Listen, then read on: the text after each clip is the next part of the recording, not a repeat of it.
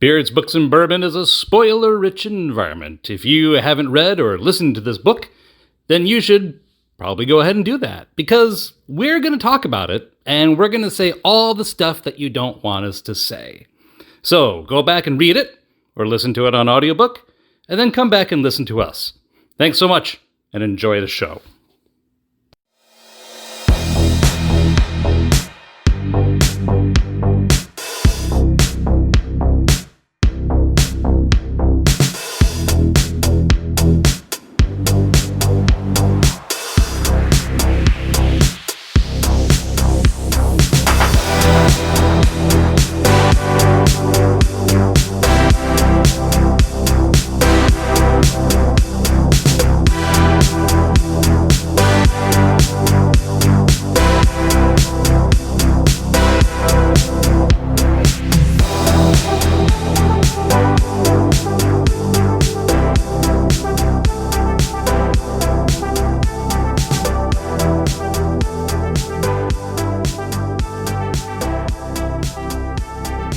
Welcome back, everybody, to another episode of Beards, Books, and Bourbon. I'm Steven. And I'm Mark. And we are here once again in the coziness of our garage studio. That's right. Fire in hand. Well, not in hand. We're about to get metaphysical on this bitch. That we are. We are. But we're getting metaphysical with Stephen King. I'm gonna keep that in there. I'm not editing that out because I agree. So tonight's book. Do you want to say what tonight's book is? You go ahead. I was taking a drink. Tonight's book is The Life of Chuck by Stephen King. It's not a book. It's a short story, and it might be one of the most important short stories that you have ever read. I agree. And if you haven't seen the movie yet, good God, folks, go see the movie. Do you think we'll release this on a quicker scale just to coincide with the movie so we don't lose the... I think it's already left the theaters. Has it already? I know that it's left our local theaters. It's already gone. Really? I saw the last showing of the Gurney Theater. When did it come out? Not too long ago. And it's a star-studded cast, too. So the movie is directed by Mike Flanagan. And if you know who Mike Flanagan is, he directed Dr. Sleep. Yep. He did The Haunting of Hill House, The Haunting of Bly Manor, both of those Midnight series. Mass. Mm-hmm. What's the one about the kids with terminal illnesses? That one too. Which one was that? It's all on Netflix. And he pulls from the cast of actors that he's used in or he's employed in those previous series, plus also some others. Mia Sara is in it, as from Ferris Bueller's Day Off fame. Also, Heather Langenkamp from Nightmare on Elm Street is also in it. Oh, yeah. And it's oh gosh, it's so good. It's so good. Yeah. And the book is just as good. You know, if you're listening to it, it's 2.5 hours. That's it. That's it. If you're reading it, it's probably even faster. I can't say enough about it, but I do have to say a little bit about tonight's bourbon. Let me turn on the light. What do we got going on tonight, Mark? Did you already pour in here? You did, yes. I did not pour yet.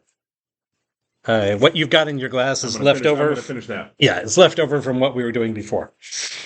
Because we're doing 4 shows tonight, folks. 4, and I'm going to sleep on Steven's lawn. Yeah. Tonight's bourbon is not a bourbon. Filmland Spirits presents Rise of the Robots.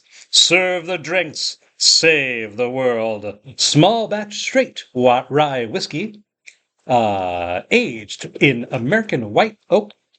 Let's see. Produced in Kentucky, 47% alcohol, 94 proof. And we'll talk more about that later. Indeed. Indubitably. I dare say. Yes, sir. That's a good day. So we have had we have a long-standing relationship reading Stephen King. We have a long-standing relationship with our addiction to Stephen King. And we've talked about this before. I mean, I read Stephen King in my life when I was younger. Yep. When I was a younger boy. And so have you. And we started this show. We started Beards, Books, and Bourbon with The Shining, Yes. which I had never read. Okay. Right. And I had read many of his other stories. I had read Carrie. I had read It. I had read. I read Eyes of the Dragon. Eyes of the Dragon. We got to do that. I love Eyes of the One Dragon. of my favorites. So good. Favorite. So good. And the audiobook with Bronson Pinchot is amazing. So amazing. We've got that, and we started the show.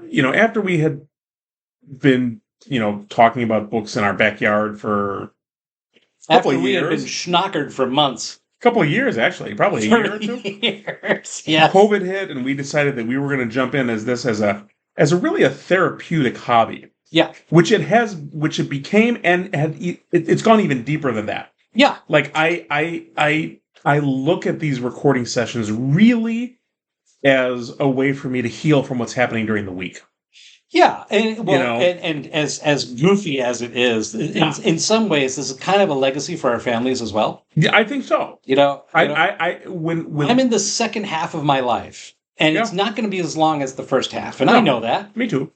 And so, when they're missing dad or husband or whoever, they can come back and they can listen to one of these Books and Bourbon. Stupid Beard Books and Bourbon. And there we are. And there we are. I want a speaker attached to my tombstone. Ooh, nice. With a perpetual loop. It just runs the whole. If you drive by the cemetery, library, even at night, you will hear. Yes. Good night, everybody. Good night. Good night, everybody. In the middle of the cemetery. There you go. If you're not listening to Beard's Books and Bourbon, you're doing it wrong. Good night, everybody. Good night. How's everybody feeling tonight? Where are you at? That's right. What plot are you in? We'll give you the weather report for today. That's right. It's cloudy and really dark down here. 2022. But Stephen King has. So we did The Shining. We did Dr. Sleep. We did It. Yes. So we haven't done his whole catalog, obviously. No. But we come did back. Did we do Bag of Bones yet? No, and we should. Yeah. Did we? No. Maybe we did. Maybe we did. That's a great book. Mm-hmm. But we tend to, and I don't know what our plan is for this one, but we probably not, but we tend to have him for our anniversary episode on Halloween. Yes, I think it's too early to do this. It is. And it's Halloween it's episode. Not quite appropriate for Halloween, probably. No, it's a little too uplifting for Halloween. Yeah. But there is a depth to his writing that, for me, has been undiscovered. Yeah. Well, this story is a lot like Stand By Me, Shawshank Redemption, The Green Mile. Yeah. It's that other side of Stephen King. Right. Where he spends most of his time scaring the crap out of us. Yeah. And then every now and then he comes out with something that reaffirms the idea that maybe life isn't so terrible. Maybe life could actually be wonderful. It's connected to the supernatural. Oh, absolutely. Absolutely. That doesn't go away. No, that never goes away. The Green Mile, Shawshank, even to a certain extent. Yes, absolutely. And so now, The Life of Chuck. The Life of Chuck. By Stephen King. 39 great years. Thanks, Chuck. Thanks, Chuck. So The Life of Chuck is written in 3 acts in reverse. We start with Act 3, then Act 2, and then Act 1. Mm-hmm. And it goes quickly. And it goes very quickly. Mm-hmm. But Act 3 is the terrifying portion. And Act 2 and Act 1 is the slow march towards catharsis. Mm-hmm. So tell us about Act 3, Stephen. It's the end of the world. It is the end of the world. We meet Marty and his ex-wife, Felicia. Mm-hmm. Marty's a teacher. Felicia's a nurse. And she's a nurse. They are divorced. However, they get along better now that they're divorced. They're still having sexual relations. Yes. They're better friends, but around them, the world is falling apart. It's crumbling. So electricity is going out. Literally crumbling. The internet has finally died. Yeah, last gasp. And no one understands California why. is falling gone. into the sea. Yes. At some point at the beginning there, it's gone. Yeah, like 3/4 of it falls into the ocean. At one point, there's only like 20% left. Yes. Yes. They go, well, there's reporting that 20% is left, which means it's only 10%. Only 10%. That's right. Yeah. Yeah. All the farmable food sourcing land is gone. The cell phones don't work anymore, so everybody has to break out their old landline phones. Well, and he's very happy that he kept his landline. Mm-hmm.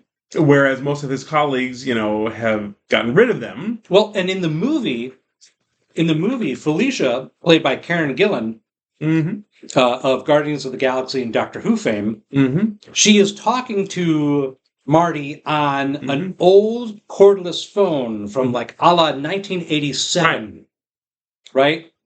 The kind with the antenna that you pull up so that you get a better signal, better reception. I love those phones. Right. And it's that beige color, but it's so old that it's starting to turn yellow. I love those phones. It's such a perfect, poignant detail to have that in there. And the only people who get that is people our age or older who have lived through it. You cannot be a millennial. It has to be Gen X or older. Because you have no reference point. Right. I've mentioned this before. I think it's one of the universities of Wisconsin. University of Madison, Wisconsin-Madison, whatever. So one of them every year puts out a list of things that current students have never heard of. And they update the year after year. So things like rotary phones.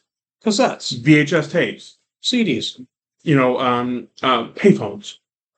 And those things have been on for a while. Every year there's something that's even like dial-up internet is now on there. Calling cards. Remember? Oh yeah. You could get your Sprint or your MCI calling card so that you could dial long distance anywhere. Do you need to use a payphone? Do you have to dial long distance? MCI. I'm pretty sure long distance calling card. 800-555-1212. I think you're right. Pretty sure. Oh my God. Pretty sure. And then it would ding, and you'd have to put in your password or key or whatever. Yes. Absolutely. Phone operators. When's the last time you talked to a phone operator? You won't. I don't think I've spoken to... I don't know if you dial 0. Does it still go? I don't know. But so the world is ending. There are sinkholes everywhere.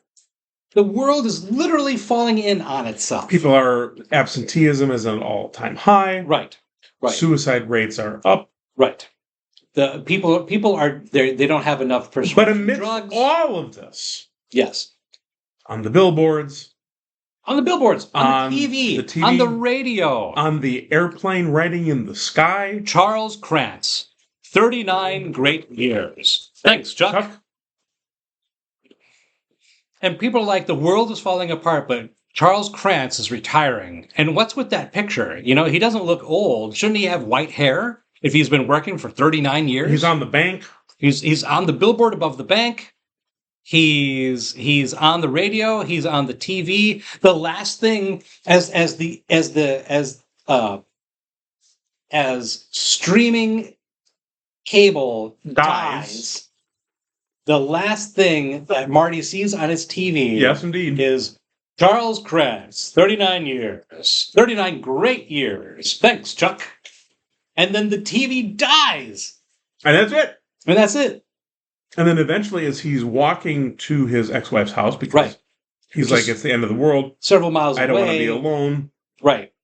He wants to be with his ex-wife. He still loves her. She still loves him. Chuck is appearing in all of the front windows of the homes. Yes. As a ghostly figure. Yes. It's fantastic. Yes. And that happens in the movie. The movie, it's not the same. Where am I going to be able to see the movie? Was it a limited release? I don't know. I don't think so. I think it was a national release. But the in the windows, it's not just the same picture over and over again. First of all, they're moving. And it's Chuck at different stages of his life, in different poses, doing different. Sometimes he's smiling, sometimes he's holding his head, sometimes he's looking off into the distance. Yeah, and it oh my gosh, it's so good. Yeah, You gotta try and see it. You gotta try and see it. And the world is falling apart. Yes. Nobody wants to, and everybody, and they talk about this. The characters talk about this. It's the idea that nobody's raging against it. No one's fighting it. They're just accepting it. Well, one of the characters, one of Marty's friends, says we've gone through the 5 stages of grief. Yes. We've arrived now at acceptance. Yes. And I think what's powerful about that is we know that our time on this earth is limited. Right. We also know that the time of Earth is limited. Right. We're still talking probably billions of years from now, but at some like point, 3-4 billion years, something like that. At some point, whether we are the cause of it or not, we might extinguish ourselves. Right. But the Earth won't go away. But we could. We could. And quite frankly, you've heard of Gaia's revenge, right? Mm-hmm. No matter what we do to ourselves, Earth will regenerate. Right. In some way. Well, it's like George Carlin once said. Yeah. We're not going to destroy the Earth. We're going to change the Earth to a point where we can no longer exist on it. So if we create all this plastic and make the world unlivable for us, that's perfectly fine. It's just going to be Earth plus plastic. And then there will be some other species that doesn't mind the plastic, and they will grow to prominence. Right. Yes. That's right.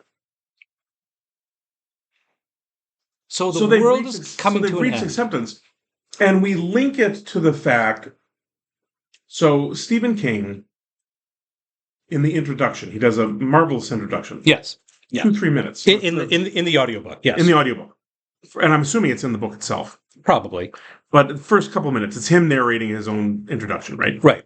And he speaks about the poem by Walt Whitman. The Song of Myself? The Song of Myself, where essentially within the stanzas, it says, I am large. Multitudes. I contain multitudes.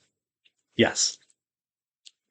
And he thought, what an interesting premise for a story. But also... And as King often does, slowly over time, he keeps developing the story. Mm-hmm. He adds a little more to it. He sees something else, which sparks inspiration, and he adds a little more, and a little more, and a little more. And he takes the life of Chuck, and he starts writing it in reverse. And yet what becomes the underlying theme, or the underlying storyline, is that in each of us exists our own world. Yes. Our own universe. What happens when we die? Our own universe. That world collapses. Yes. And so at the end of Act 3, we have Marty and Felicia who are holding hands, watching the night sky, and the North Star disappears. Yes. And then Mars. And then Mars. And then dozens of stars. And then hundreds of stars. And then the Milky Way gets sucked up like in a vacuum cleaner. And Marty turns and he looks at his ex-wife and he says, I love dark.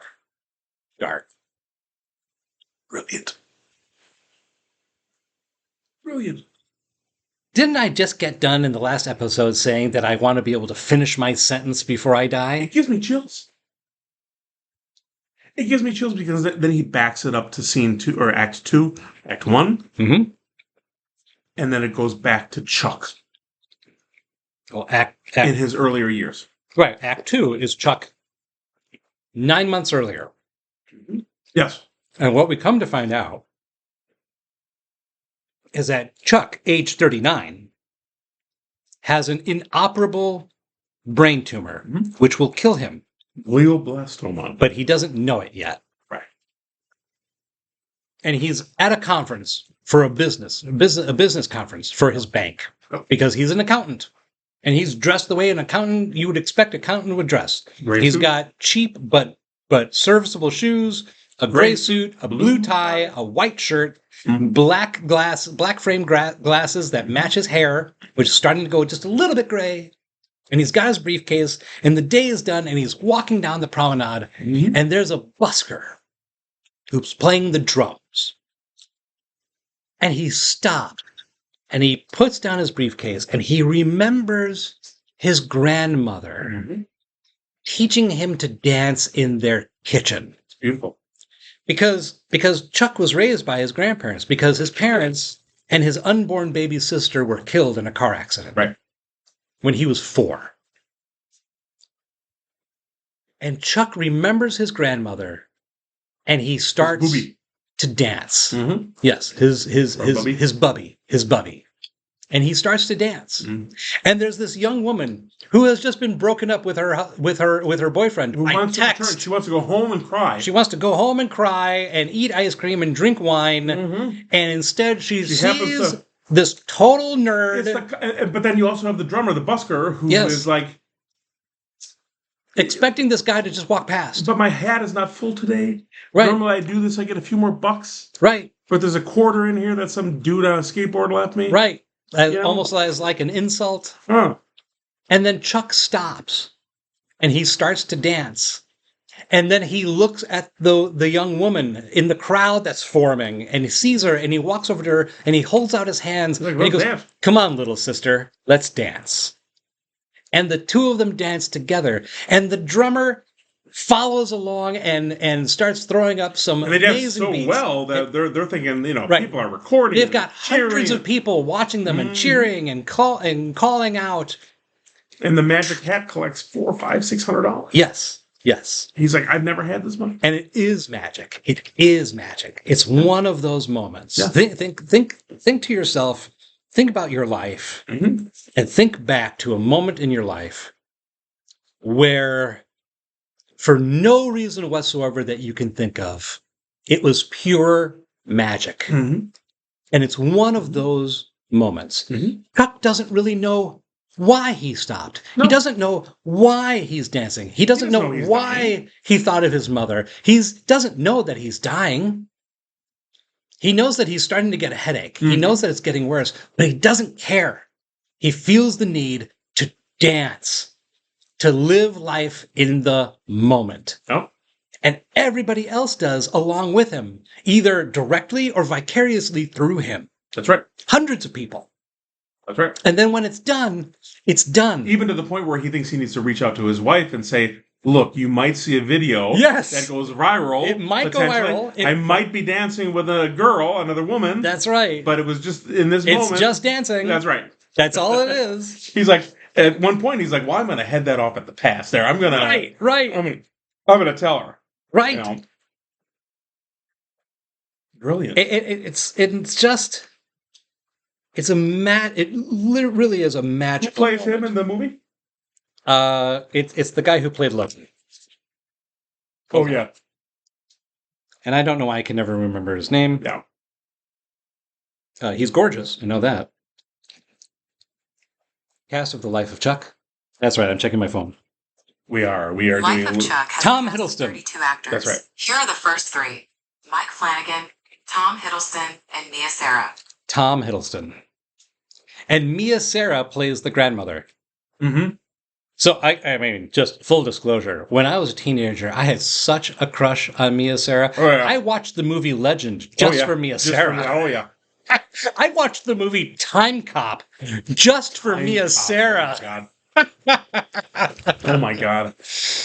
Tom Hiddleston is an amazing actor. If you've seen the Loki series on Disney Plus, that is such a moving series. By the end, it has an unexpected yet complete catharsis. Yeah. And I feel like Life of Chuck is the exact same way. And I think that Tom Hiddleston was perfect for that role.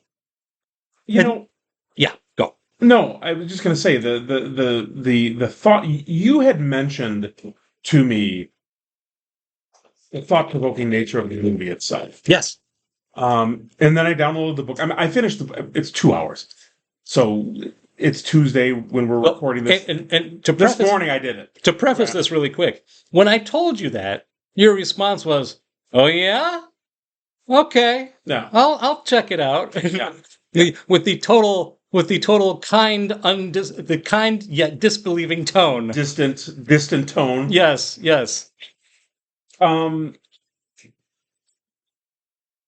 I've shared multiple times in this show that our first episode, The Shining, was just a powerful experience for me to read that book. Mm-hmm. at that time. I had never read it. I had been a fan of the movie, and that was my only experience. Mm-hmm. When we decided to launch this show, and when we both decided, you know what, we're going to start this off on The Shining, and then we moved to Doctor Sleep. Those were some important books for me as a reader, and this one too. I mean, those are both very powerful books. Yeah, they are an entire story, the two of them together.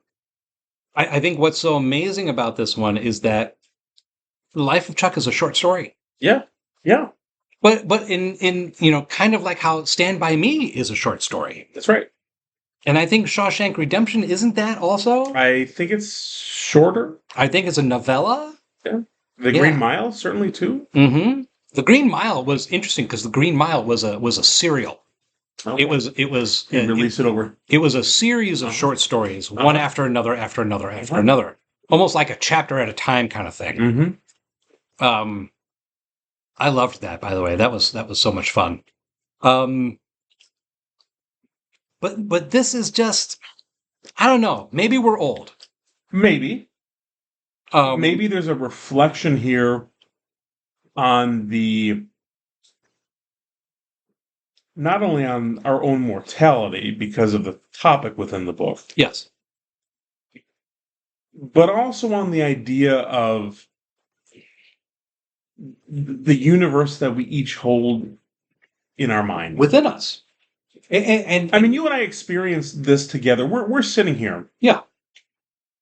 Recording. Are we going to talk this about episode. time again? Or... Well, yeah, but not time necessarily. That was a little aggressive.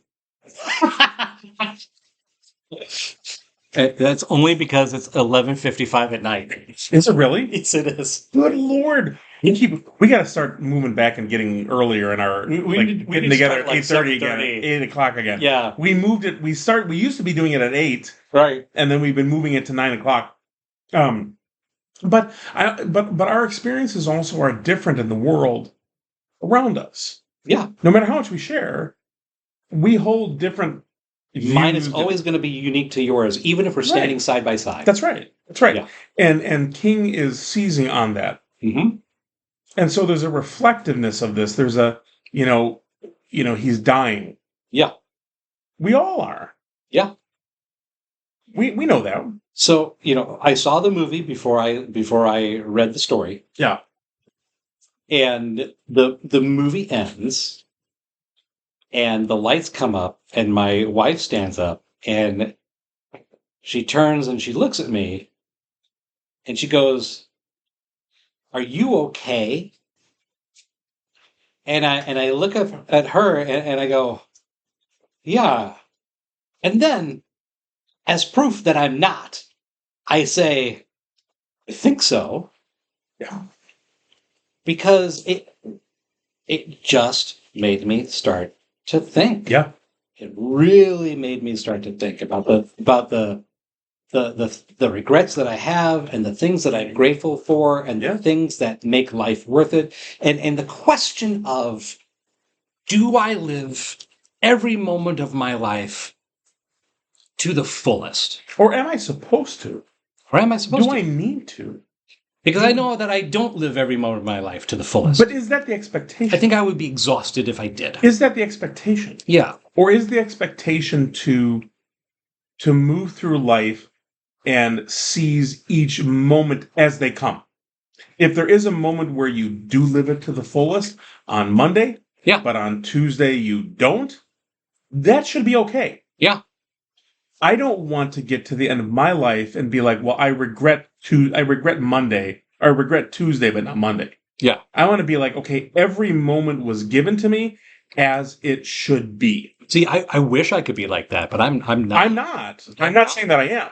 But I think the underlying message in the story is it's not that you have to live life to the fullest, because there is an expectation there. Yeah. It's that you are living life in each moment that is given to you, no matter what that moment is. Well, let's and the fullest could be something different to everybody. Let's keep going. Real quick, I need to take what we find in Act 2 also is we see Chuck 9 months later on his deathbed. And with his son and his wife and his brother-in-law. And it's funny because in the book, it's the brother-in-law who says 39 great years. Thanks, Chuck. In the movie, it's his wife. Where and his son says he had a good life. And she says he had a great life. 39 great years. Yes. Thanks, Chuck. And in his internal universe, that's when it starts to resonate through the whole thing. Through his universe. Through his universe. And to Marty and Felicia. He is unconscious, but and his world is falling apart. The glioblastoma is eating up his brain. And it's all starting to collapse. But that resonates through it. That is one of the last things that he thinks about. 39 great years. And somebody is thankful for him. Wow. Yes. And that's kind of the end of Act 2. There's a couple other things that happen, but I don't think we need to dive too deeply into that. Act 1 takes us further back. Then we go to Act 1. In his childhood. But we're at 30 minutes. So, let's spend a little time with our bourbon. Let me get the light on. Now, this is by Filmland Spirits, and as we know, Filmland Spirits has this giant kind of Hollywood Art Deco style bottle with so much going on. This is our third bottle of this, right? This is our third bottle of this. And so, here we go. Filmland Spirits presents Rise of the Robots. Serve the drinks, save the world. Small batch straight rye whiskey, aged in white American oak barrels, 47% alcohol by volume, 94 proof. And then if we rotate the bottle away from this amazing early 60s, 1950s movie poster, it says Filmland Spirits. We are a crew of whiskey enthusiasts, blah, blah, blah, blah, blah. We've heard that before. Straight rye whiskey, complex and spicy, with cinnamon and cloves on the nose, mint and pepper on the tongue, and a long, chocolatey finish with hints of oak. Enjoyed neat, on the rocks, or in a cocktail, this smooth blend will amaze robots and humans alike. Now, again, as we have mentioned before, these bottles are artwork unto themselves. Very much so. The labels are delightful discovery. The labels are artwork unto themselves. There's another panel that says, Rise of the Robots, serve the drinks, save the world. In the aftermath of the automation wars, the world has rejected technology, and cocktail clubs are the new state houses. When a fallen tech titan builds an army of robotic bartenders to conquer the world, Courtney Winters, the cocktail consortium's top barkeep, must fend off the mass of mechanized mixologists, or risk this being the world's unhappiest hour. I love that. And it has a cast of characters. Courtney Winters, the mixologist. Joss Piles, the technocrat. Colonel Peachtree, the mentor. And it gives descriptions of each one of the characters. It's an old-style movie poster. I can't get enough of this. I love these.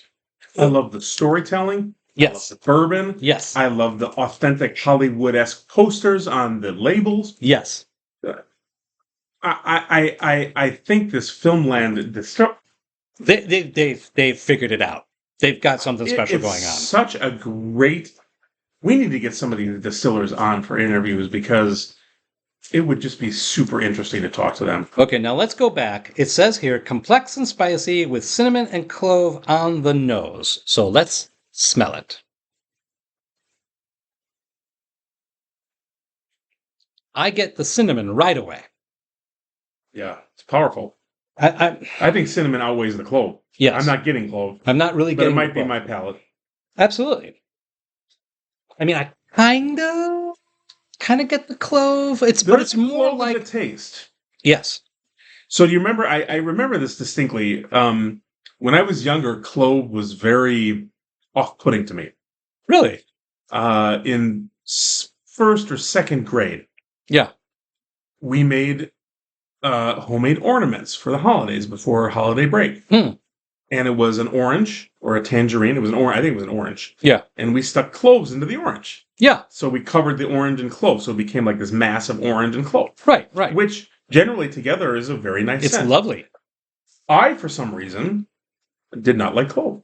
It bothered me. I love clove. Now, I love it. So it says mint and pepper on the tongue and a long chocolatey finish with mint. hints I think of I get oak. a little bit of the mint. I think I get a little bit of the mint, and maybe I'm being biased by the label itself. Mm-hmm. But I think there's a minty tinge. Well, it's interesting because I still think it's the clove on the taste. I had a conversation with somebody, a few months ago, I think, where we were talking about what you taste and what you're expected to taste. Right. And the person that I was talking to didn't like the idea that the labels or the websites of these different distilleries were telling you what you were supposed to taste because it immediately makes your palate biased. It does. If they tell you that you're supposed to taste orange, you will taste orange. And I get that, but at the same time, we're talking about something that they have crafted, that this is their product. This is their creation. And if they're leading us down a particular path, is that necessarily a bad thing? No, I don't think so. Because I think it's part of the research piece. Yeah, absolutely. And then I also think that we do a pretty decent job of trying to figure out the flavors before we read the label. Yes. Or at least we try to make a point of it. Mm-hmm. In fact, on one of the most recent episodes here, after we've been recording this, we talked about a few things, and then you read the label. Right. Do you get chocolate on the finish? Well, I'm getting a little bit of I don't know if it's chocolate or if it's a cacao. Yes. Yes. It's that kind of thing. It's like a cocoa with a fruit. It's almost like it's almost almost the nut. It's it's almost the cocoa bean. Yes. It's like itself. It's like a plum has been coated in unsweetened cocoa from the tree of life. The tree of life. How many bourbons have we had? So we are on bourbon number 3. We are because we're recording 4 episodes tonight. We are. And who am I? I don't know. I think I am Colonel Peachtree, the mentor. That's right. You better salute me.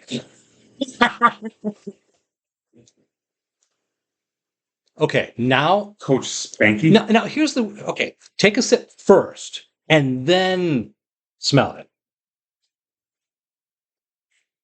Take a sip, Stephen, and then smell it. Stick your nose in it, Stephen.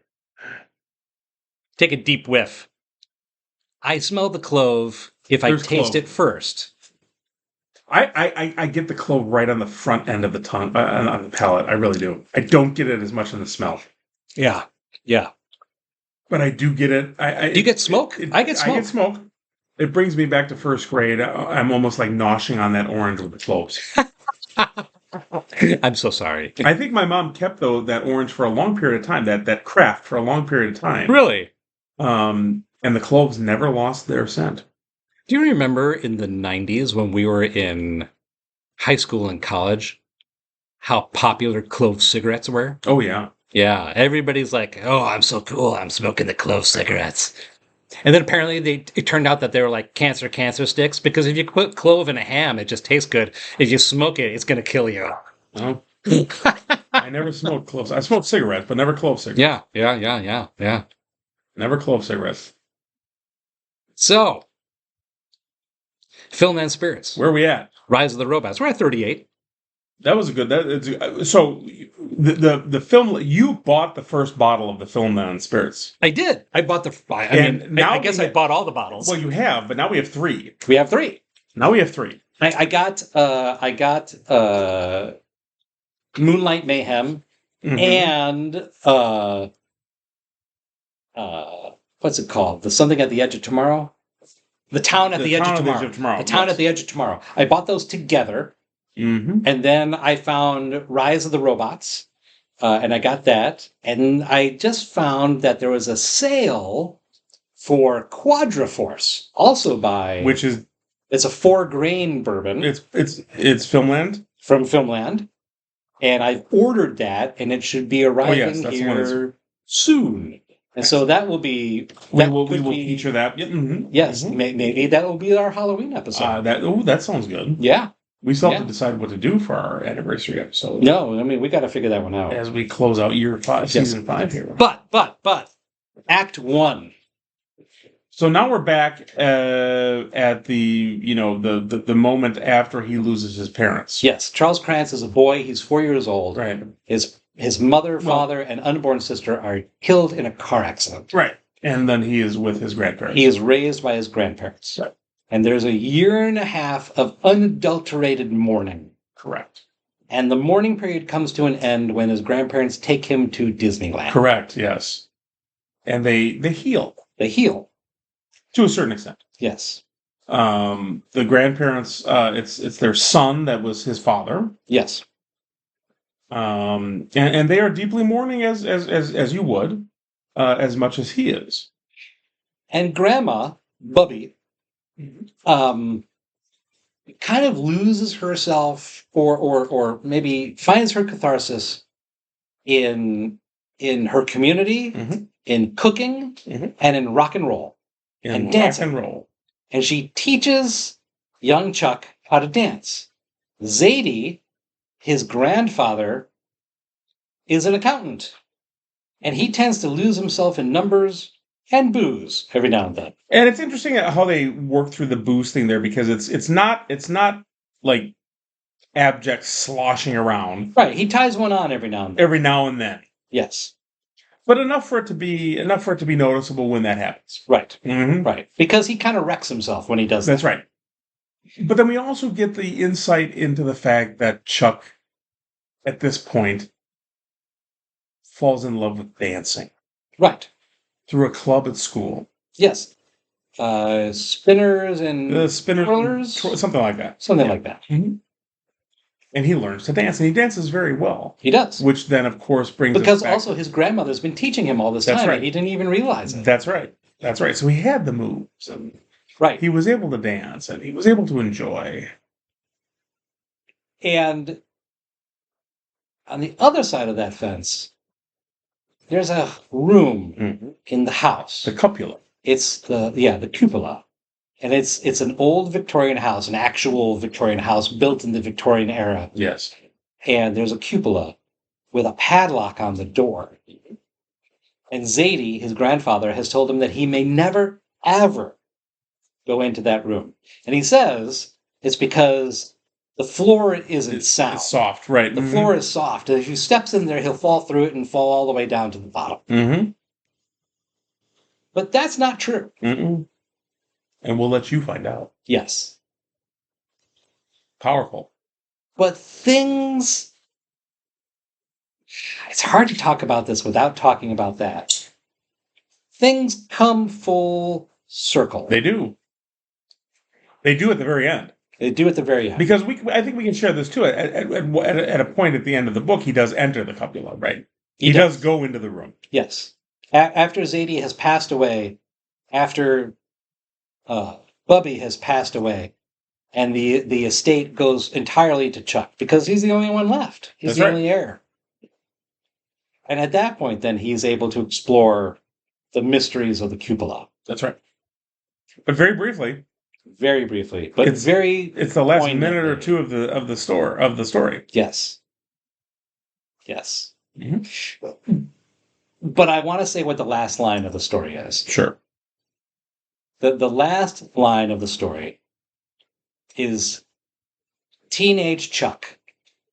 I think maybe he's in high school or maybe he's in college. I think so. Mm-hmm. No, he's 17. He's 17 when Zadie dies. Mm-hmm. He's going to the University of Illinois. Yeah. Mm-hmm. And then the next year he goes to the University of Illinois. Mm-hmm. So the last line is that he goes into the cupola. Mm-hmm. And what happens. Mm-hmm. And his takeaway from that was to say, out loud into the world like a declaration. I am large, and I contain multitudes. Thank you, Walt Whitman. And that's when the story ends. That's it. Mm-hmm. Now, there's a bunch of stuff that we didn't cover. And the Oops episode will be coming next week, folks. So pay attention to that one, because we're certainly going to cover some of these things. This is a short one. We're at 44 minutes, but we knew it was going to be short because we're doing a short story. Still, it's almost a full hour. It's almost a full hour. Yeah. It was a great story. I need to find the movie. It really is a great story. In the movie, particularly if you're if you're a fan of Mike Flanagan's work as a director and as a producer, this movie is a love letter to the world. He's got the entire cast, all the actors that he's employed in all the other projects that he's done. They're all there. They're all there. Plus, also, he loves to employ actors who were big stars in the 80s, right? So, like the guy who played Elliot in E.T., right? He's in a lot of the series, right? In the movie, he's got Mia Sara, as we have already discussed. By the way, she plays Hot Grandma in the movie. That's what I refer to her as. Yes, Hot Grandma. Hot Grandma. Because when she teaches Chuck to dance in the movie, oh, she's teaching me to dance too. In your mind, baby. Oh gosh. How many bourbons have we had? Anyway, and also Heather Langenkamp from A Nightmare on Elm Street. There's so many great character actors in this movie, and faces that you will recognize if you're a fan. And I love it so much. And it really does. There's a couple of things that are different, but minorly so. Yeah. The movie really does justice to the story, and I highly recommend that you encounter both. Yeah. Agreed. There's my final thought. Well, I don't think I have much to add to that. I would like to see the movie. Yeah. But I'm really grateful for reading the story, and I think there is such a breadth of talent that Stephen King exhibits. Oh my God! Bringing us to the deepest levels of fear, and yet to some of the highest levels of inspiration. And let me go. Fantastic. Let me go on record, because I have been quoted often saying that Stephen King has a hard time with endings. He just doesn't like to end a story. But he ends this one perfectly. Yeah, it does. I can't think of a better way to end it. It is perfect. It is so good. I would agree. So neat. It's so clean. And I don't even have words for it. Well, then we leave it at that. Yeah. I contain multitudes. I contain multitudes. Make sure you check us out on the multitude of servers and platforms. And there is a multitude. There is, yes, wherever you download us. Indeed. And leave us some feedback, as always. We enjoy being with you here in our garage studio and sharing what we are reading, what we are drinking, and why it all brings us joy in the world of our multitudes. Indeed. And we will leave you with this. In your own multitudes, in your own universes, no matter where you are and how many you're in, if you're not listening to Beards, Books, and Bourbon, then you're probably doing it wrong. Somehow, across some way. The multiverse. Good night, everybody. Good night.